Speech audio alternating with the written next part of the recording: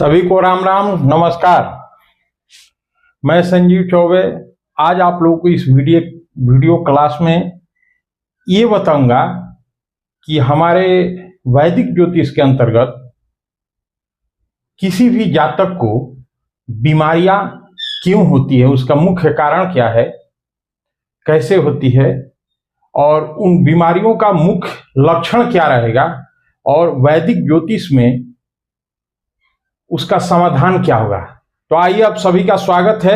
Video को शुरू करते हैं और विस्तृत इसमें विवेचना की जाएगी और कोई भी तरह का कंफ्यूजन होगा तो आप लोग हमारे कमेंट सेक्शन में कर सकते हैं क्वेश्चन। ठीक है, देखिए आज का ये लेसन है वैदिक ज्योतिष में रोगों के मुख्य कारण। आज का थीम जो है वैदिक ज्योतिष में रोगों के मुख्य कारण, रोगों का लक्षण एवं उनका ज्योतिषीय उपचार।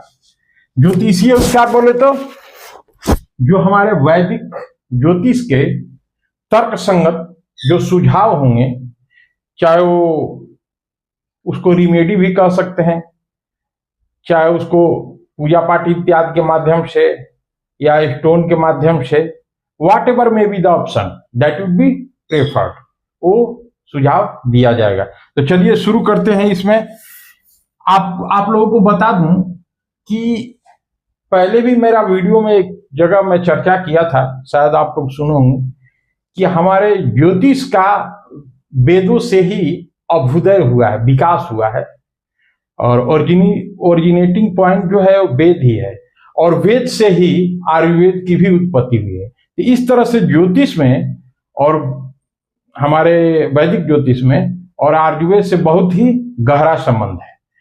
तो आयुर्वेद के मतानुसार कर्म एवं दोष प्रकोप के, आयुर्वेद के मतानुसार जो हमारे कर्म होते हैं जन्म जन्मांतर के, तो उनके चलते जो संचित कर्मा होते हैं वो हमारे प्रारब्ध में आते हैं और प्रारब्ध में आते हैं उन्हीं में से वहीं हमारे प्रारब्ध में आके और कुंडली में ग्रहों के माध्यम से वो हमको शुभ या अशुभ फल देते हैं।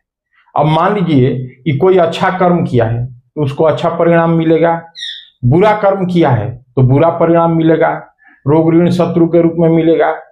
ठीक है, तो देखिए मैं ज्यादा एक्सप्लेनेशन नहीं बनाऊंगा, वीडियो लंबी ना हो लेकिन मैटर क्लियर होना चाहिए। ठीक है,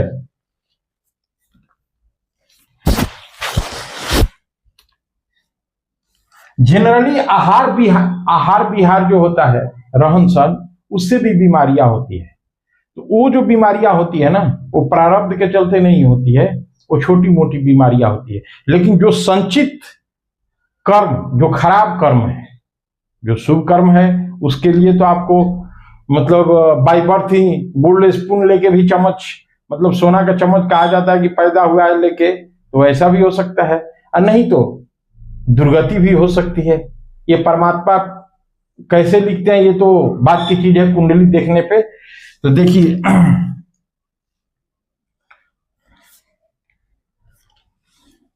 हमारे रोगों के मुख्य कारण क्या है? आहार विहार। ये सिंपल साधारण कारण, आहार विहार, आहार विहार, ये साधारण कारण हो गए।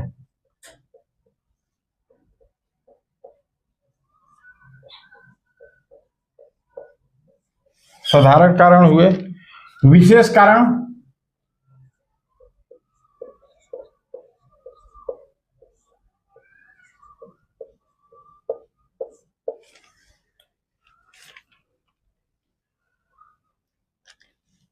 ये कर्मजन्य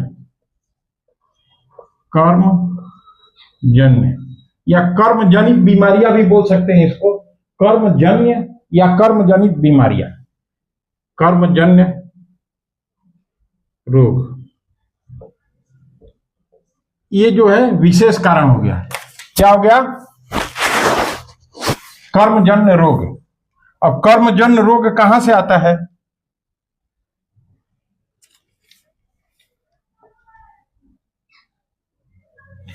देखिए हमारे आचार्यों ने, हमारे प्राचीन आचार्यों ने, जो ज्योतिष के 18 आचार्य माने जाते हैं, उनमें उन लोगों का मानना है कि हमारे प्रारब्ध में जो संचित बुरा कर्म है, उन्हीं का, उसी का परिणाम हमारे जीवन के साथ प्रारब्ध में आता है।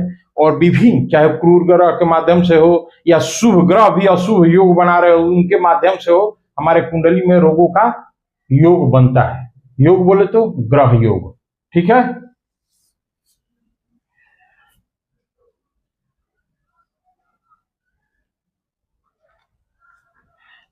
और इसके बाद देखते हैं शतात्पीय तंत्र में, एक हमारे ज्योतिष का शतात्पीय तंत्र, उसमें वर्णित है कि पूर्व जन्म में किया गया पाप कर्म ही इस जन्म में विभिन्न रोगों का कारण है। पूर्व जन्म में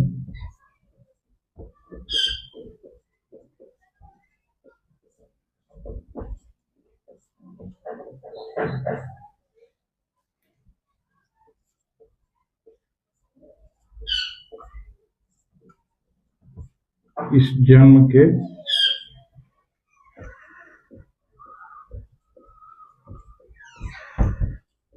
रोग का मुख्य कारण है।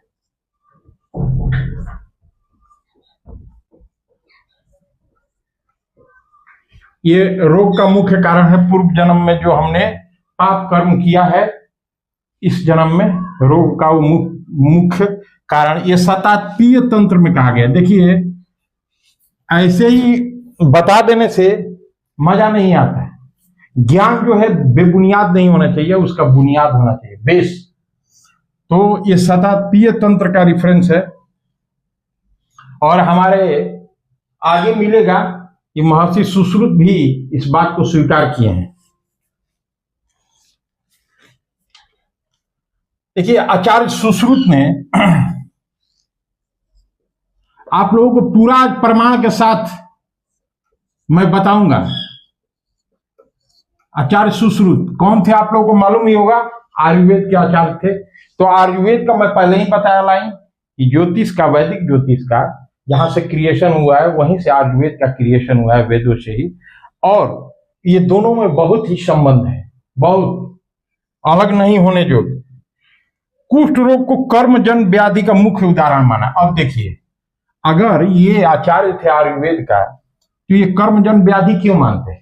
That means indirectly he is realizing that these are all the negative influences of the bad karma. देखिए आचार्य सुश्रुत के अनुसार क्या है, कुष्ठ रोग को, मतलब फॉर एग्जाम्पल एक है, सिर्फ कुष्ठ रोग ही नहीं है, कुष्ठ रोग को क्या माने हैं,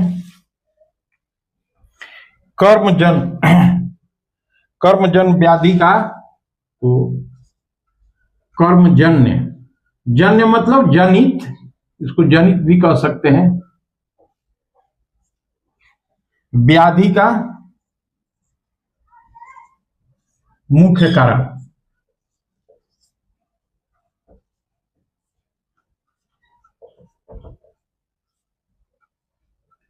सुश्रुत जी ने भी हमारे ये जो कुष्ठ रोग है जो लोगों को होता है उसको माने हैं, क्या माने हैं कि पूर्व जन्म में पाप कर्म का ही परिणाम है।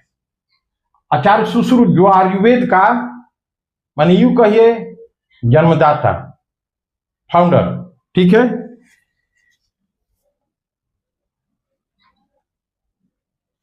अब इसका स्क्रीनशॉट आप लोग ले सकते हैं, इसको इरेज करूंगा, हेडलाइन सिर्फ रह जाएगा, आप लोग स्क्रीनशॉट ले सकते हैं।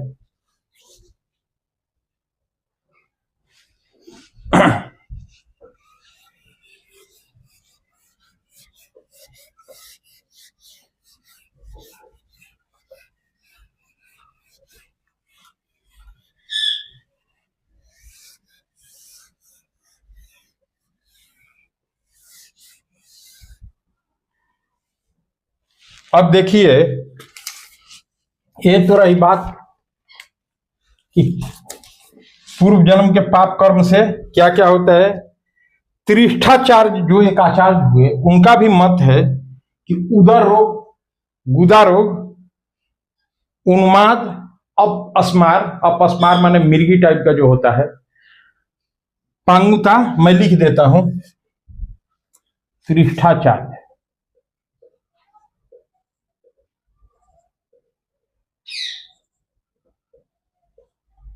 त्रिष्ठाचार्य एक हमारे वैदिक ज्योतिष में एक आचार्य थे, वो वैदिक काल के बाद हुए थे। तो उन्होंने लिखा, क्या लिखा, उदर रोग। देख लीजिए, आप लोग समझिएगा, ये बहुत ही काम आएगा जब फलित ज्योतिष कीजिएगा ना। देखिए, ये सब कहना आसान है कि कब शादी होगी, कब क्या होगा, ऐसा नहीं है कि वो भी उतना आसान है, लेकिन ये तमाम चीज जो टिपिकल मैं चीज बता रहा हूं ना, I have work lot of and experience too much, that's why I am giving here the explanation. क्या है उदर रोग, गुदा रोग,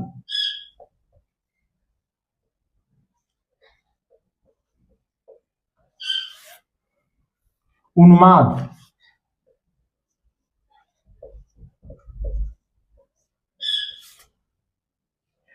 अपस्मार,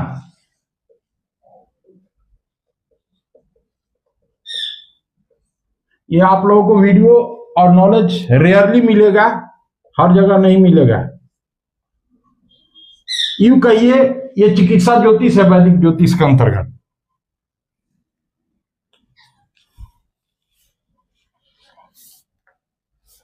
पांगुता हो गया, कर्ण रोग,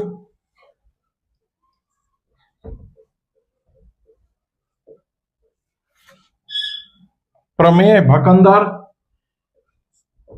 प्रमेय भकंदर इत्यादि। मुख रोग वगैरह भी है। मुख रोग है आपका, वायु विकार है, कुष्ठ रोग है, अंधता है, मुख रोग, नासा रोग, अर्श, विपकी, देहकम, पक्षाघात, गलकंड, नपुंसकता, रक्त दोष इत्यादि। धन का अपहरण, ब्रह्म हत्या। देखिए, अब ये सब बीमारियां होती क्यों है, ये जो मैं चर्चा कर रहा हूं, इसमें इसी के साथ आप लोग जोड़ लीजिएगा कि पांगुता, मुख रोग, कर्ण रोग इत्यादि ये क्यों होती है। तो हमारे वैदिक ज्योतिष में ये आचार्य साहब जो त्रिष्ठाचार्य जी हैं, ये बताए हैं कि कौन दुष्कर्म करने से ये बीमारी होती है। तो उस दुष्कर्म का नाम है गुरु पत्नी गमन। कारण देखिए, इसका कारण, वो पूर्व जन्म में इंसान क्या किया होगा, क्या क्या किया होगा, गुरु पत्नी गमन, गमन माने अपहरण, ठीक है, ये एक कारण हुआ। यही एक कारण नहीं है, दूसरे का धन का अपहरण, दूसरे का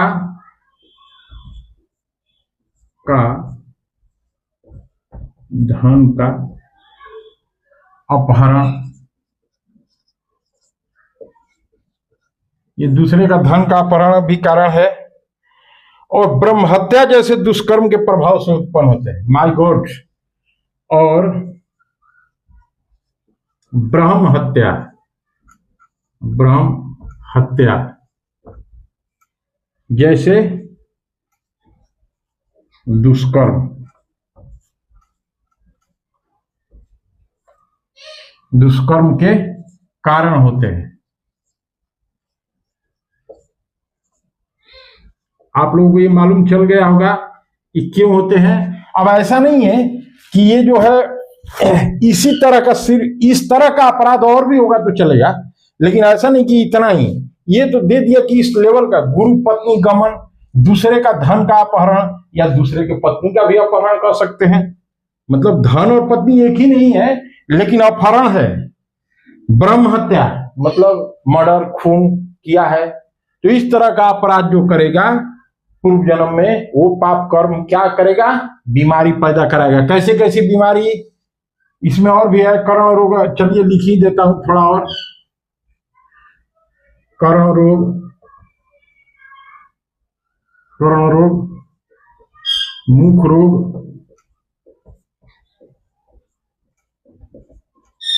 विकलांगता, विकलांगता इत्यादि और भी है। तो इस तरह की जितनी बीमारियां होगी ना, ये पाप कर्मों के अनुरूप पूर्व जन्म में ये होता है।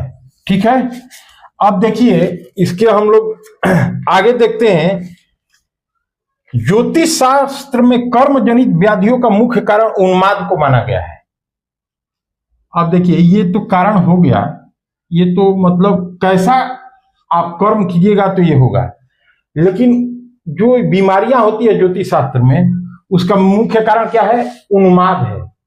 उन्माद का मतलब होता है कि आदमी घमंड में चूर रहता है। अब उन्माद एक बीमारी है, चाहे वायु रोग से हो, पित्त रोग की अधिकता से हो, या कफ रोग की अधिकता से हो, तीनों की अधिकता से यह उन्माद रोग होता है। उन्माद रोग नहीं है, उन्माद एक रोग का लक्षण है। मतलब this is the group of the disease. वो नाना प्रकार के पागलपन लाएगा, डिप्रेशन लाएगा, एंजाइटी लाएगा। These are all things to be included in that category. तो ये है, इसका स्क्रीनशॉट ले सकते हैं आप लोग। इसको इरेज करने जा रहा हूं मैं।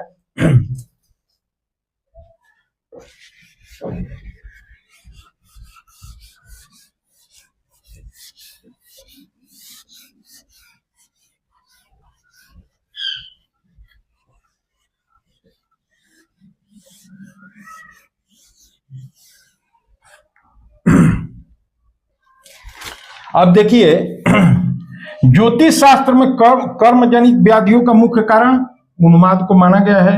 इसके कारण, भेद, लक्षण एवं चिकित्सा का है यहां विवेचन हम लोग करेंगे। उन्माद का मुख्य कारण देखिए, ये जितनी बीमारियां हैं ना, सब उन्माद के कारण होती है। तो उन्माद का मुख्य कारण क्या है? यही सब जो मैंने बताया, शिष्टाचार जो बताए हैं, रीजन, गुरु की पत्नी का अपहरण, ये सब पाप बन के पिछला जन्म का पाप कर्म इस जन्म में पैदा कराएगा बीमारी का। क्या है? ज्योतिष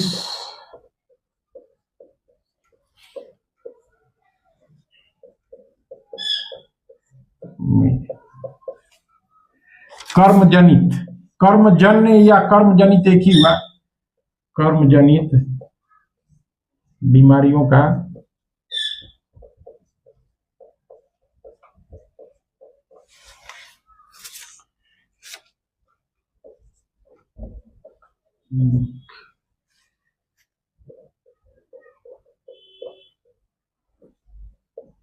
उन्माद को माना गया है। उन्माद को माना गया है।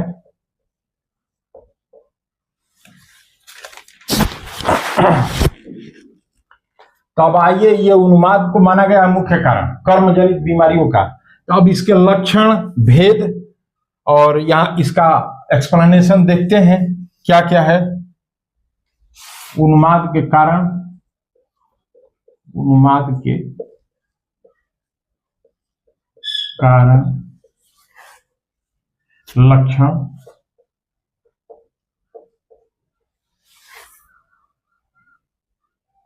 एवं चिकित्सा। ये सब हेड हो गया। उन्माद के कारण, लक्षण एवं चिकित्सा, क्योंकि उन्माद ही मुख्य कारण है। वो सब बीमारी जो होगी, जो भी मैंने बताया, कर्ण रोग, मुख रोग, तो इसी के चलते होगा, उन्माद आएगा। तो उन्माद का मुख्य कारण क्या है? उन्माद होता है क्या कि कफ का ज्यादा प्रभाव हो गया, पित्त का हो गया, कफ, वात, पित्त, 3 गो से बीमारियां होती है। तो यही कारण से ये पैदा होगा। तो अब देखते हैं कि उन्माद का, ये उन्माद हुआ, तो उन्माद का कारण, लक्षण एवं चिकित्सा, इसका देखेंगे। हर्ष, इच्छा, भय एवं शोक की प्रबलता से एवं गुरु विरुद्ध एवं अपवित्र भोजन से तथा गुरु देवता आदि के कोप से उन्माद होता है। देखिए मुख्य कारण क्या हो गया?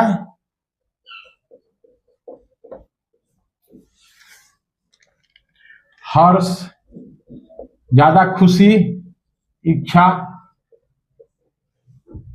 भय, इंग्लिश में इसको कहिए more happiness, much desire and fearness, शोक, चिंता की प्रबलता से, प्रबलता से बोले तो ज्यादा हो जाएगा तो, एवं विरुद्ध एवं अपवित्र भोजन से, एवं विरुद्ध मतलब जो प्रकृति ने निर्धारित किया है मनुष्य को भोजन करने के लिए रात और दिन में, वो न करके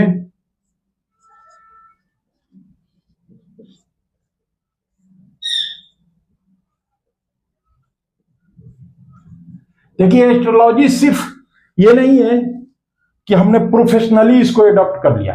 this is not such a profession only, merely profession that can be adopted by anyone without maintaining the parameters of the astrologer. अब कहिएगा कि एस्ट्रोलॉजर का पैरामीटर क्या है, तो हमारे वैदिक ज्योतिष में आचार्य का क्या लक्षण होना चाहिए आप पढ़ सकते हैं पराशरी ज्योतिष में महर्षि पराशर के द्वारा।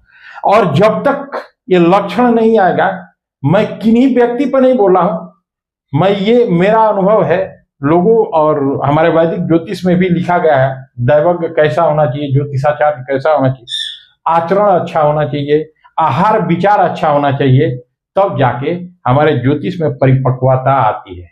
ऐसा नहीं है कि ज्योतिष में हमने जो लिखा है ज्योतिष का किताब पढ़ लिए, थ्योरी को रट लिए, प्रिडिक्शन नहीं होगा।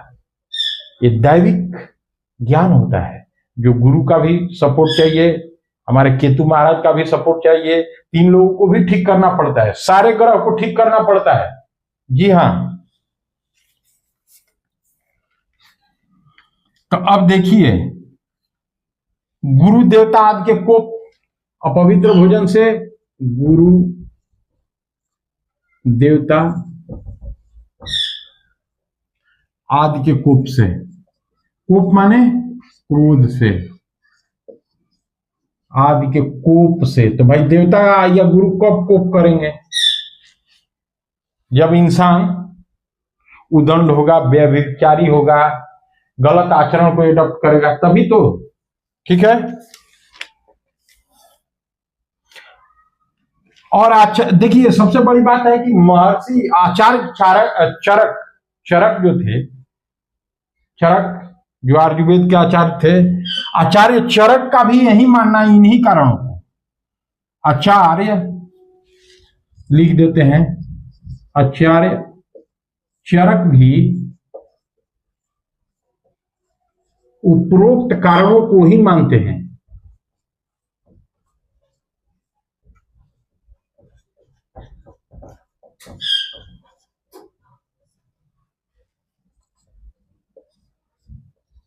अगर हमारे एस्ट्रोलॉजी में और आयुर्वेदा में और वेद में कोई संबंध नहीं होता तो महर्षि आचार्य चरक वो भी नहीं मानते इस बात को, लेकिन वो भी कहे हैं आचार्य चरक भी उपरोक्त कारणों को ही मानते हैं।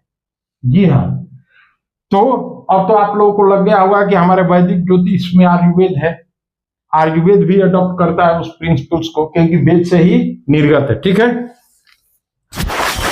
अब देखिए प्रश्न मार्ग एक ग्रंथ है वैदिक ज्योतिष के अंतर्गत ही, उन्माद के 5 भेद बताए गए। इसका स्क्रीनशॉट आप लोग ले सकते हैं, मैं इरेज करूंगा।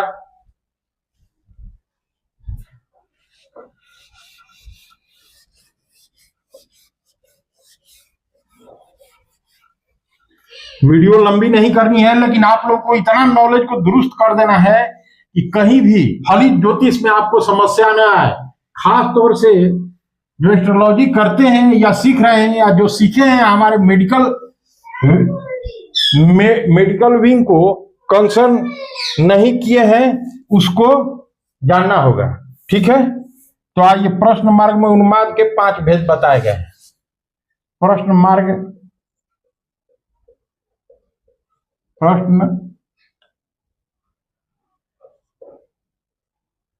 मार्ग के अनुसार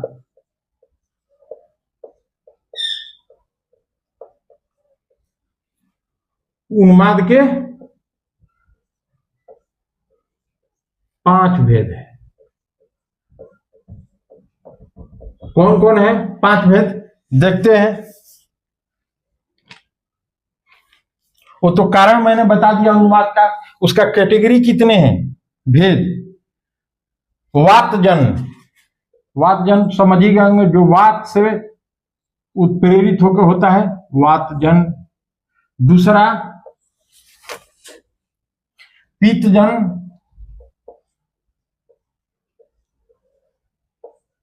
और तीसरा कफजन्य, कफजन्य।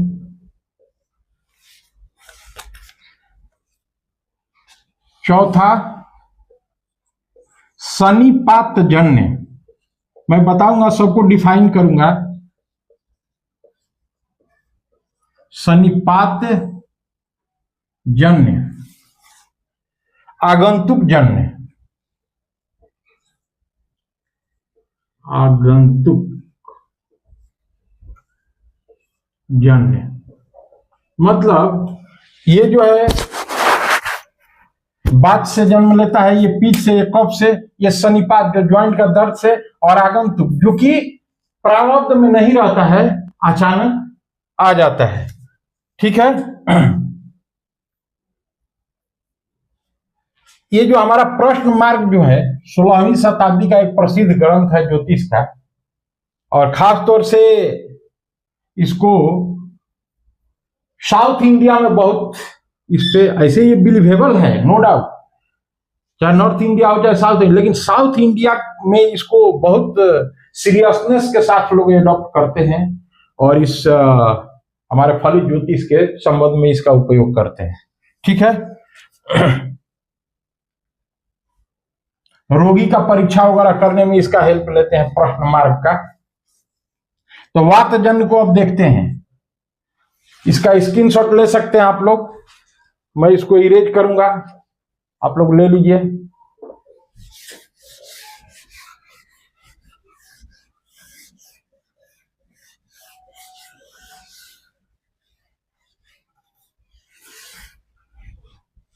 और आप लोगों से आग्रह है कि मेरे चैनल को सब्सक्राइब करें, फेसबुक को फॉलो करें, और शेयर करें, लाइक करें, ताकि हमारा भी उत्साह बढ़ता रहेगा कि आप लोगों का सेवा करता रहूं। चलिए आते हैं वातजन्य। अब एक एक करके डिफाइन करता हूं। वातजन्य में कौन कौन बीमारी आती है, ये क्या है। प्रश्न मार्ग वही जो मैं ग्रंथ बताया उसके अनुसार क्या है। हंसना, चिल्लाना, रोना, बिलखना। हंसना, चिल्लाना, रोना, बिलखना। देखिए, हो सकता है वीडियो थोड़ी लंबी हो, लेकिन मटेरियलिटी को ध्यान रखते हुए मैं इसको इससे छोटा नहीं कर सकता। गाना, गाना गाना, नाचना,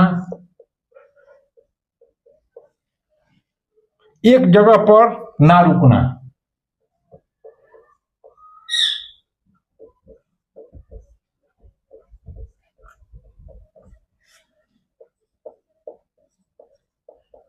मतलब आदमी को देखेगा वो बेचैन रहेगा, एक जगह नहीं रुकेगा। ठीक है। हाथ पर आदि अंगों को फेंकना, पटकना, हाथ पैर फेंकना, फेंकना, पटकना,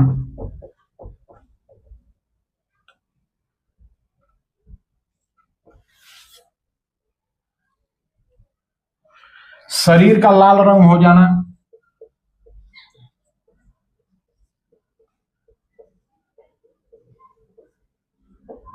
लाल रंग हो जाना,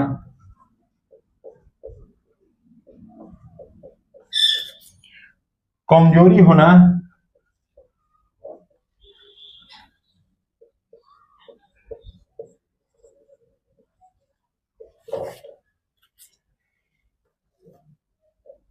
और एक और विशेषता है, कमजोर रहने पे भी बल महसूस होना। कमजोर रहेगा लेकिन बल माने आक्रांत टाइप का रहेगा। पागल लोगों को देखे ना, कमजोर होने पर भी बल होना, बल होना।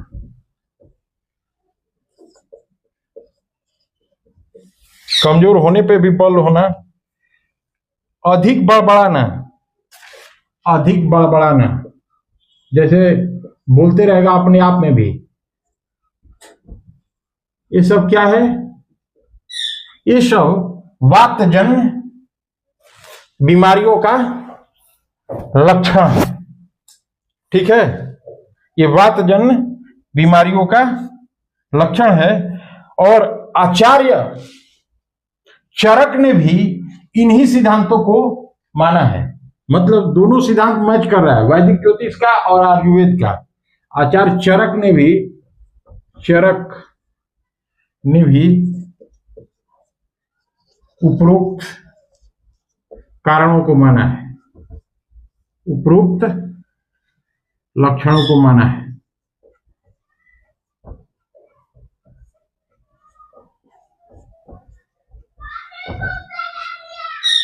ये क्या है? ये वातजन, ये क्या है वातजन? ये है वातजन उन्माद। तो उन्माद में ये लक्षण दिया है। ये क्या क्या लक्षण है? हंसना, चिल्लाना, रोना, बिलखना, ये सब लक्षण रहेगा तो समझिए कि वातजन्य लक्षण है। अब चलिए पित्तजन्य उन्माद की तरफ चलते हैं। इसको उन्माद कर देते हैं, वातजन उन्माद। ये उन्माद ही है, ये सब उन्माद का लक्षण है, ठीक है? इसका स्क्रीनशॉट ले लीजिए आप लोग, इसको इरेज करूंगा।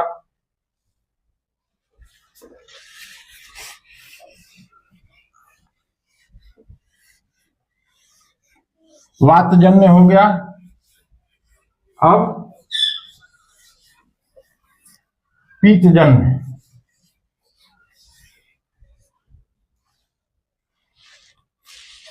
और दूसरा है पित्तजन्य, पित्तजन्य उन्माद। अब पित्तजन्य उन्माद में कौन कौन आता है? फलित ज्योतिष के ग्रंथों में पित्तजन्य उन्माद के लिए लक्षण है सारंभ, नेत्रों की लालिमा। ये पित्तजन्य उन्माद है, नेत्रों की लालिमा। देखिएगा किसी का आंख लाल रहता है, वो ऐसे ही स्वभावतः, ठीक है? असहिष्णुता,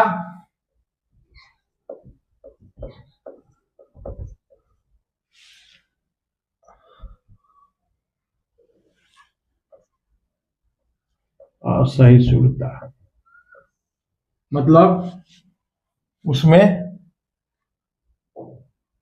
वो घृणा टाइप का करेगा, ईर्ष्या रखेगा, इस टाइप का। दौड़कर चलना, किसी आदमी को देखिएगा कि आप ही के साथ चलेगा, लगेगा कि दौड़ रहा है। दौड़कर चलना।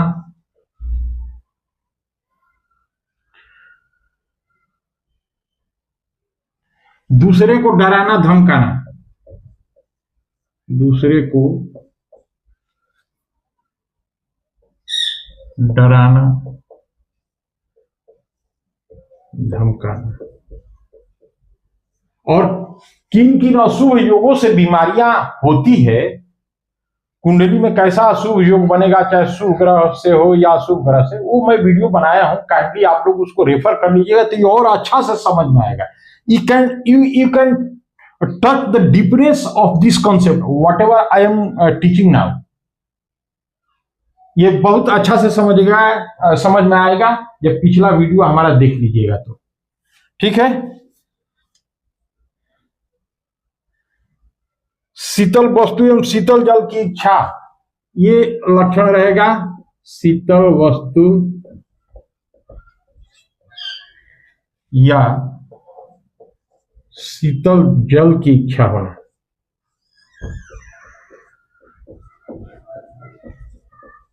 इच्छा होना, ठीक है? शरीर का पीला पड़ना,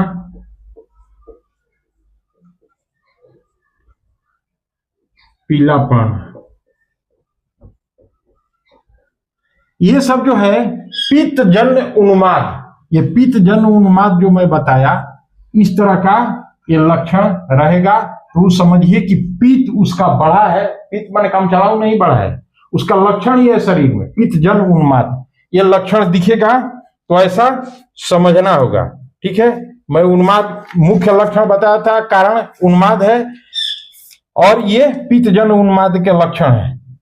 आचार्य चरक ने इन सभी सिद्धांतों को माना है, मतलब ही हैज आल्सो एक्सेप्टेड, उन्होंने भी ये माना है। ठीक है, आयुर्वेद में भी ये स्वीकृत है, यही कारण। अब कफ जन्य उन्माद में चलते हैं। कफ जन्य उन्माद,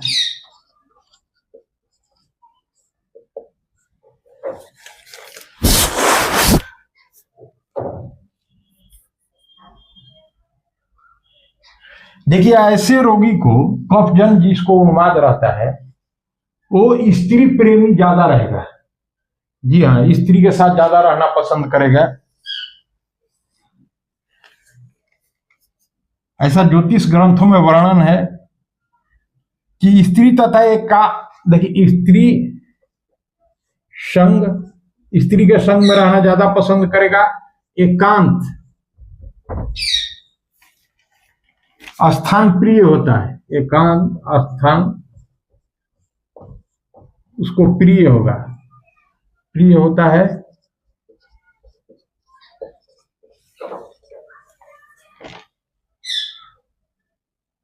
उसे निद्रा बहुत आती है, नींद बहुत आएगी।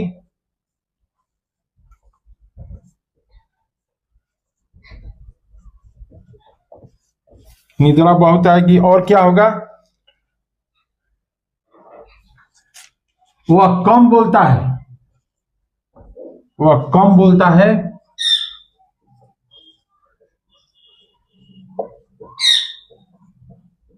किसी चीज से उखड़े रहेगा और रुचि रहेगी दूसरा चीज में, और रुचि रखता है।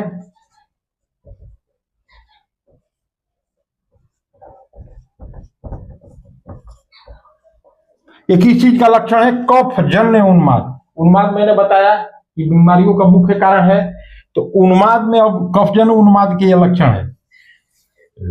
मुंह से लार निकलते रहता है, मुंह से लार अगर निकलते रहे,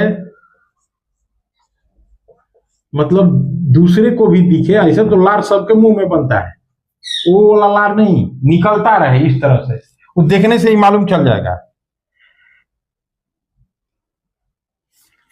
और इसका एक मुख्य कारण है कि भोजन के बाद ये जिसमें कफजन्य उन्माद रहेगा उसका वेग बढ़ जाएगा, उन्माद का जो भी ये लक्षण है ये सब बढ़ जाएगा और उसका नाखून जो है उजला हो जाएगा, सफेदी लिए हो जाएगा। ठीक है, अब मैं इरेज कर रहा हूं, स्क्रीनशॉट आप लोग ले सकते हैं, इसको मैं इरेज कर दूं।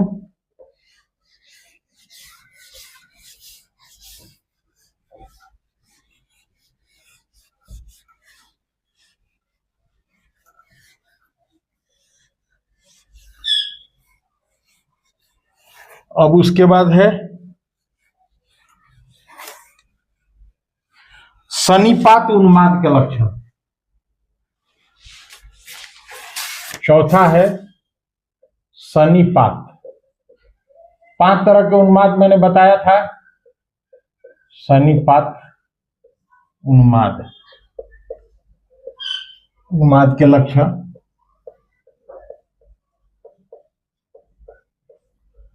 अब सन्निपात उन्माद में क्या क्या आता है, वात पित्त कफ जन्य उन्माद के जो पूर्व लक्षण बताए गए हैं वो सभी लक्षण सन्निपात जन्य उन्माद में भी दिखाई देते हैं।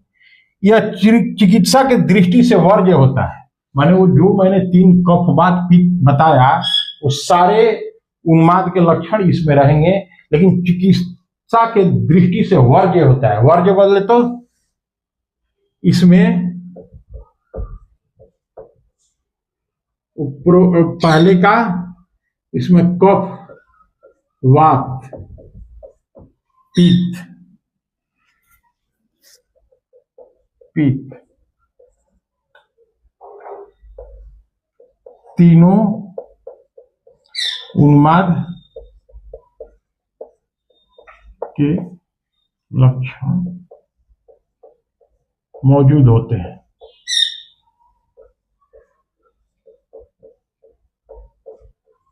तीनों लक्षण मौजूद होते हैं, लेकिन ये चिकित्सा के दृष्टि से ये सन्निपात उन्माद, लेकिन चिकित्सा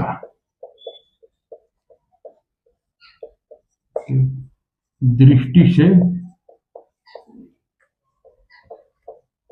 यह वर्ज्य, वर्ज्य बोले तो असाध्य, ठीक है।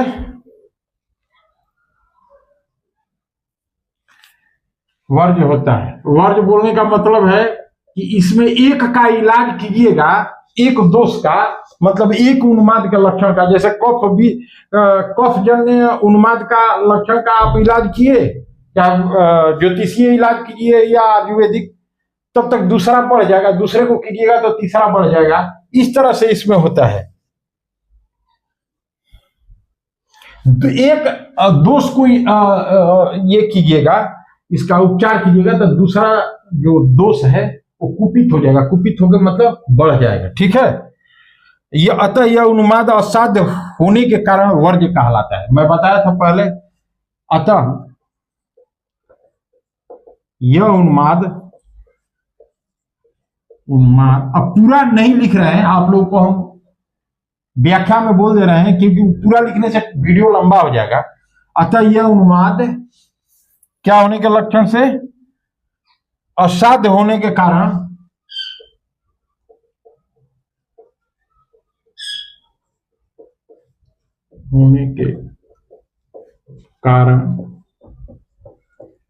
यह वर्ज्य कहलाता है, वर्ज्य कहलाता है। ये उन्माद बहुत खतरनाक है, इसमें तीनों दोष आ जाते हैं। इस वीडियो को आप लोग बाद में भी, मतलब आप लोग ध्यान से देखिएगा, हर समस्या जो रोग से संबंधित हो, बीमारियों, एकदम क्रिस्टल क्लियर हो जाएगा, ठीक है। आयुर्वेद का मैं वीडियो बना ही दिया हूं 9 ग्रह से, आप देख सकते हैं कि किन किन औषधियों के कारण बीमारियां ये पैदा होती है, बीमारियों को, रोगों का मुख्य कारण क्या है, इन मुख्य रोगों के जो मुख्य लक्षण है, उन्माद है, उन्माद के क्या क्या लक्षण है, ठीक है। अब उन्माद के अब एक है पांचवा, आगंतुक। आगंतुक समझते ही होंगे, बाहर से आया हुआ आगंतुक उन्माद। आगंतुक उन्माद में कौन कौन आता है?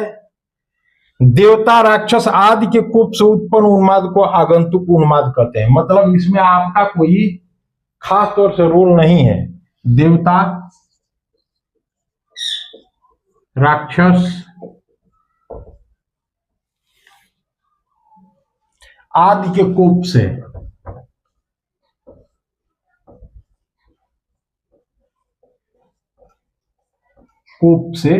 कोप माने क्रोध से उत्पन्न उन्माद को आगंतुक उन्माद कहते हैं।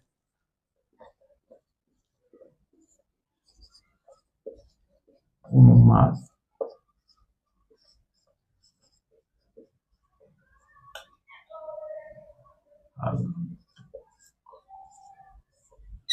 उन्माद कहते हैं,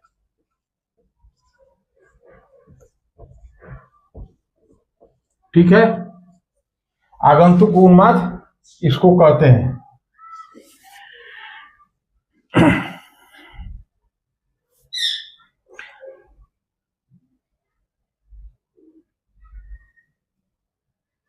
अब देखिए, ये इसमें आचार्य चरक भी ज्योतिषाचार्य से कम नहीं थे तो आयुर्वेद के, लेकिन उन्होंने कहा है कि ये भी जो होता है, देवता, राक्षस आदि का जो कोप होता है, ये पूर्व जन्म के पाप कर्म जो किए हैं उन्हीं के बदौलत होता है। सब पे देवता और राक्षस का कोप नहीं हो जाएगा, ये आगंतुक उन्माद सब में नहीं हो जाएगा। ये जितना भी उन्माद बताया सब में नहीं हो सकता है।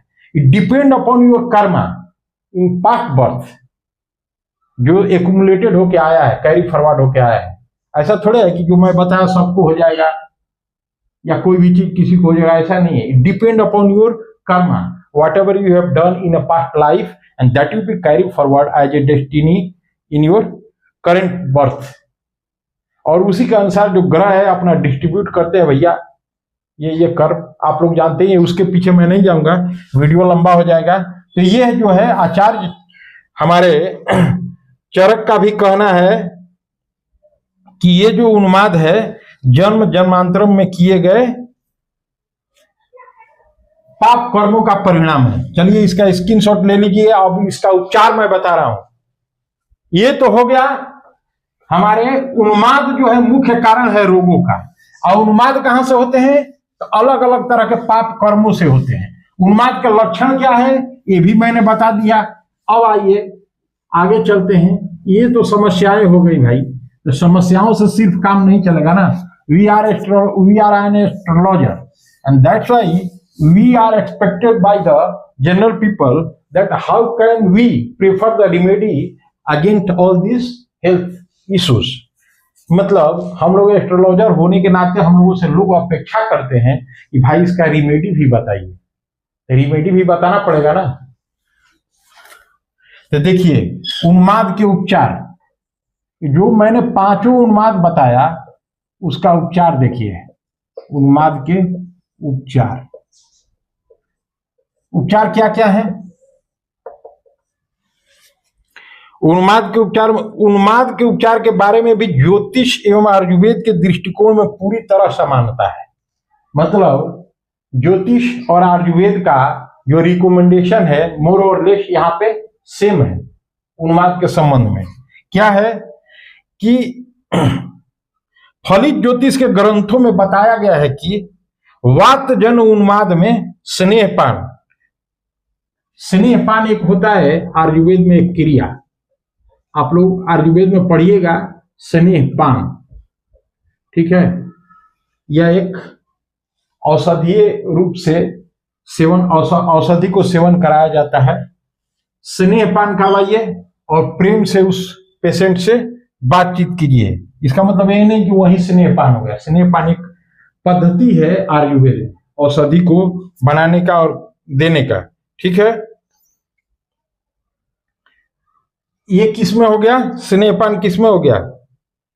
वात जन उन्माद के लिए। स्नेहपान जो है हमारे वात जन उन्माद के लिए है। वात जन्य उन्माद, शॉर्ट में लिख देता हूं, वात जन उन्माद के लिए स्नेहपान है। और पित्त जन उन्माद में विरेचन, पित्त जन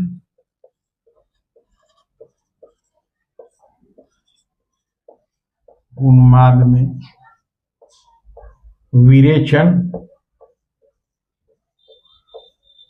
विरेचन क्रिया एक ये नेचुरोपैथी की क्रिया है, आयुर्वेदा में ही आता है, ठीक है। और कफ जन उन्माद में नश्य एवं वमन। कफ जन उन्माद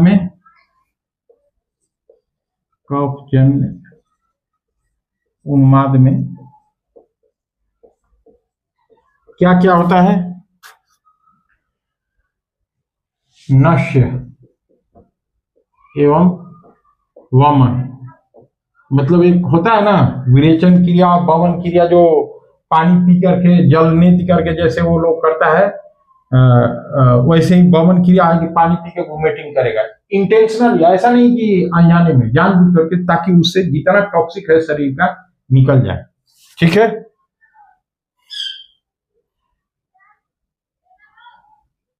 और आगंतुक में ये तो हो गया उन्माद में, कफजन में।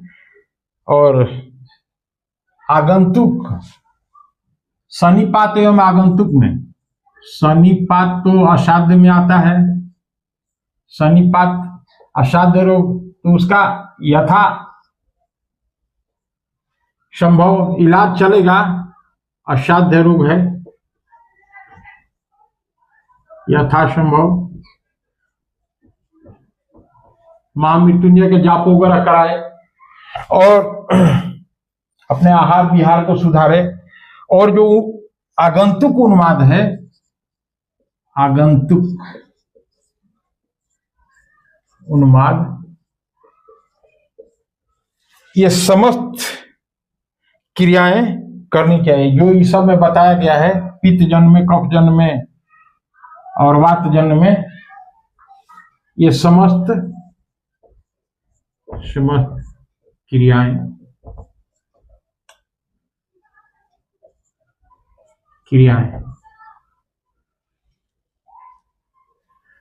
जो कफ जन्य, वात जन्य एवं पित्त जन्य में होता है, में होती है। ये हो गया, ये समस्त क्रियाएं करानी चाहिए। देखिए उक्त, अब ये तो हो गया उन्माद के उपचार में। अब एक और इसके लिए ब्रह्मास्त्र उपाय बता रहा, वैदिक ज्योतिषीय। ये भी ज्योतिष से ही संबंध रखता है, ये है आयुर्वेद से संबंधित, क्योंकि Ayurveda is absolutely related to Vedic jyotish. That's why I mention all these things. Now I am going to refer and prefer also the Brahmastra. वो जो है ना, ब्रह्मास्त्र का काम करेगा वैदिक ज्योतिष के अंतर्गत। इसका एक मैं रिमेडी बताने जा रहा हूं। उक्त क्रियाओं के अलावा जातक ग्रंथों में सभी प्रकार के उन्माद की एक रामबाण औषधि बताई गई है, वह है कल्याण धृत। वैदिक ज्योतिष के अंतर्गत ही ये बताया गया है। ज्योतिष का मतलब ये नहीं कि सिर्फ ग्रह, भाव और अंश, ऐसा नहीं है।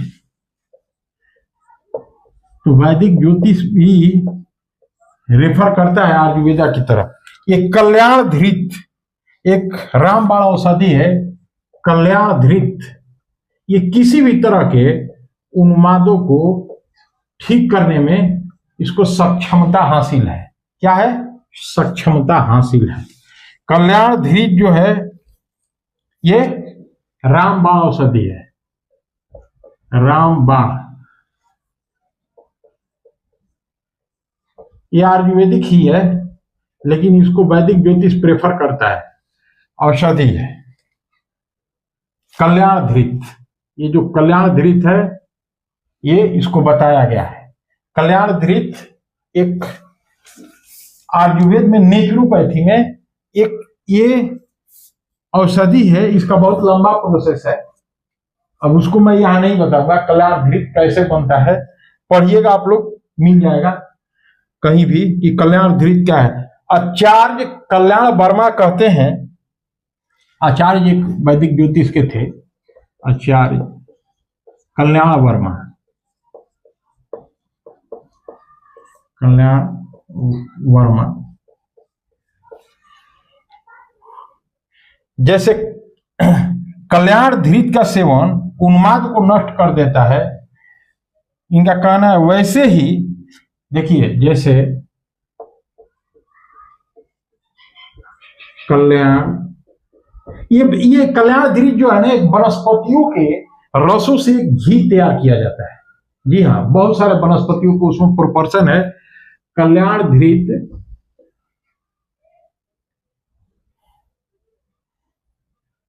जैसे है, कल्याण धृत जैसे उन्माद को नष्ट कर देता है,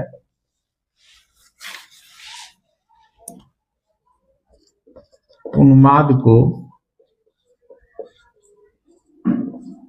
नष्ट कर देता है।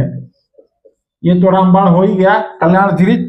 वैसे ही ये उपाय बताते हैं कि चंद्रमा से षष्ठ, वैसे ही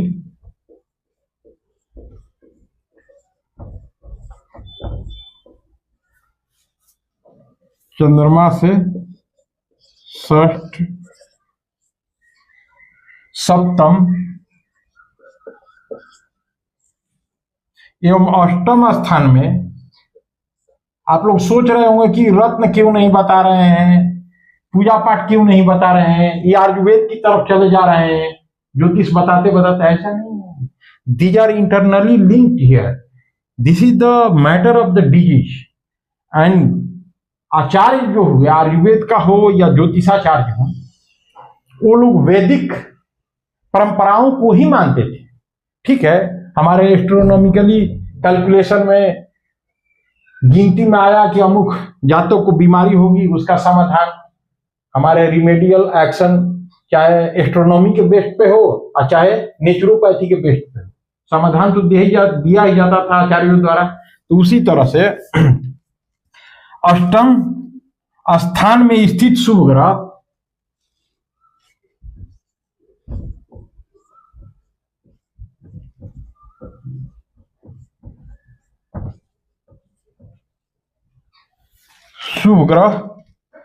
समस्त अरिष्टों के प्रभाव को नष्ट कर देता है। देखिए ये बहुत बड़ा महत्व मिला। शुभ ग्रह समस्त अरिष्टों के प्रभाव बोलो तो यहां प्रभाव को नष्ट कर देता है। कौन स्थिति नष्ट कर देता है? ये बोला कौन? देखिए ये तो कल्याण वर्मा जैसे कल्याण धृत जैसे है, जैसे कल्याण धृत से भी ज्यादा काम करेगा। कल्याण धृत ये तो नेचुरोपैथी में एक औषधि हो गई, जो कि हर्बल के रसों द्वारा कैसे कैसे पकाकर क्या प्रोसेस है उसका, ये वैद्य लोग जानते हैं, आचार्य द्वारा जो आयुर्वेद के है, उन्माद को नष्ट करता है कल्याण धृत। वैसे ही हमारा एस्ट्रोलॉजिकल जो रेमेडी है, वैसे ही चंद्रमा से षष्ठ, छठवां, सप्तम एवं अष्टम स्थान में स्थित शुभ ग्रह, अगर शुभ ग्रह अब अपने से तो नहीं बैठा सकते हैं शुभ ग्रह, हम गोचर वोचर में आएंगे तो काम करेंगे, लेकिन जो बाई बर्थ जिसका इस तरह का हो तो बेचारा तो वो भी कैसे होगा जब वो गलत कर्म कर दिया होगा, पाप कर्म, लेकिन कुछ शुभ कर्म किया होगा तो ईश्वर उस पर कृपा कर देंगे कि जाओ भाई तुम्हारे डेस्टिनी में ये खराब चीज जा रहा है, लेकिन तुम्हारे डेस्टिनी में क्या है कि इसको भी मैं भेज दे रहा हूं कि तुम्हारा इसके अनिष्ट प्रभाव जो होंगे उसको खत्म कर देगा। कौन खत्म कर देगा? तो चंद्रमा जहां बैठे हैं वहां से षष्ठ भाव में, सप्तम भाव में, सप्तम भाव में, अष्टम स्थान में स्थित अगर शुभ ग्रह है, कोई भी शुभ ग्रह है, तो समस्त अरिष्टों के प्रभाव को नष्ट कर देता है। ठीक है, ये आराम से देखिएगा आप लोग, वीडियो स्किप मत कीजिएगा, नहीं तो कहिएगा कि सर समझ में नहीं आ रहा है। एक एक चीज को समझिएगा। कोई डाउट्स हो तो मेरे कमेंट बॉक्स में जरूर दीजिएगा। मेरे चैनल को सब्सक्राइब एवं लाइक करें, शेयर करें। तब तक के लिए नमस्कार, सभी को धन्यवाद।